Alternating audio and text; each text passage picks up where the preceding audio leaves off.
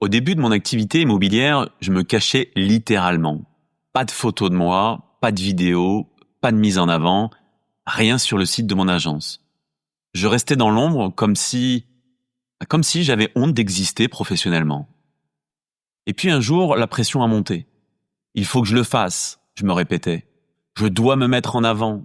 Je dois accepter les photos. Je dois. Non, attends. C'est exactement ça qui me bloquait. Ces mots-là, ces petits mots qui pèsent des tonnes. Quand je te dis il faut, comme si quelqu'un d'invisible te pointait du doigt en te disant ce que tu dois faire, qu'est-ce qui se passe finalement? Alors je veux te parler de ces mots qui nous enchaînent, sans qu'on s'en rende compte. C'est il faut, c'est je dois, qui transforment nos envies en corvées et nos élans en obligations. Plus tu te dis il faut, moins tu as envie de le faire. C'est antinomique, non? Dans mon cas, plus je me répétais il faut que je me mette en avant, plus je reculais. Comme si cette injonction créait une résistance automatique en moi. Et c'est logique, parce qu'au fond, qui décide? Qui commande? Qui m'oblige? Quand tu dis il faut, tu n'es plus aux commandes de ta vie. Tu deviens l'exécutant de quelque chose qui te dépasse. Un il mystérieux, une obligation venue d'ailleurs. En accompagnement, j'observe ça constamment. Les personnes arrivent avec leur « il faut que je change, je dois me mettre au sport, il faut que je trouve un travail qui me plaît ». Et à chaque fois, je pose la même question. Pour qui? Pourquoi? Au nom de qui? Au nom de quoi? Parce que souvent, elles ne savent pas. Ces injonctions viennent de partout et de nulle part. De la société, de la famille, des réseaux sociaux, des on dit que, des il faut que, mais jamais d'elles. Tu vois, il y a une différence énorme entre il faut que je le fasse et je vais le faire. Dans le premier cas, tu subis, dans le second, tu choisis. Quand j'ai commencé à me demander pourquoi je voulais me mettre en avant, professionnellement, tout a changé. Plus de pourquoi il faut, mais pourquoi moi je veux. Et là, j'ai pris conscience que je désirais créer du lien avec mes clients. Je voulais qu'ils voient ma personne derrière un professionnel. J'avais envie de me montrer tel que je suis. Pas une obligation, juste une envie. Cette petite révolution interne, je la vois se produire en séance à chaque fois que nous travaillons sur la reformulation. Il faut que je me remette au sport devient « j'ai envie de retrouver ma vitalité ». Je dois changer de travail se transforme en « je veux un métier qui me nourrit ». Tu sens la différence?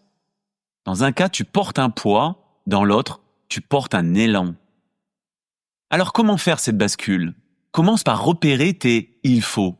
Écoute-toi parler pendant une journée. Note combien de fois tu utilises « il faut »,« je dois »,« on doit ». Tu vas être surpris.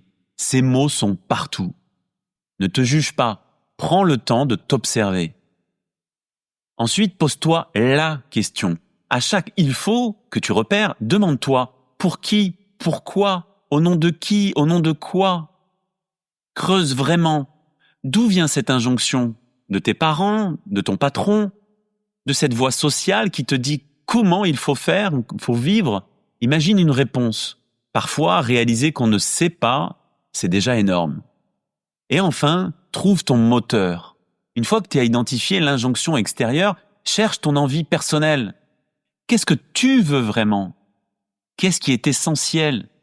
Qu'est-ce qui t'anime? Remplace « je dois » par « j'aimerais »,« j'ai envie »,« je choisis » ou « je veux » ou « je vais ». Et peut-être que « je dois » sera différent d'un « je veux », comme forcer une envie qui n'existe pas. Parfois, accepter qu'on n'a pas envie, c'est surtout se respecter.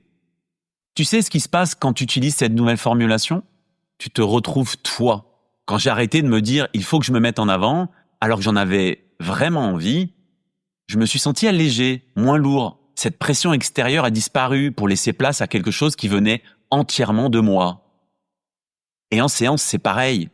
Quand quelqu'un passe de « il faut que je le fasse » à « je vais le faire », toute sa posture change. Les épaules se redressent, la voix devient plus ferme, les yeux s'allument.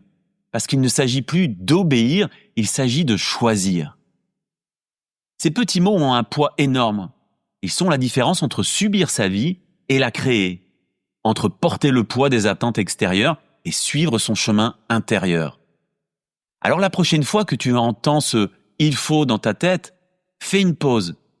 Demande-toi, et moi, qu'est-ce que je veux vraiment ? Tu pourras être surpris de découvrir que sous l'obligation se cache souvent une envie authentique, qui n'attendait que d'être reconnue. Laisse-moi ne serait-ce qu'une ligne en dessous pour me dire ce que tu en penses ou comment ça résonne en toi. Ou sinon, rendez-vous dans le prochain éclairage.